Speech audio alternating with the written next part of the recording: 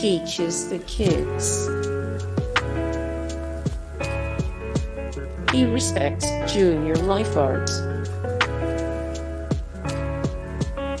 He eats good food. He's good friends with some good boys. He has a pink caddy named Bernadette. He doesn't mind taking the back seat. He plays acoustic.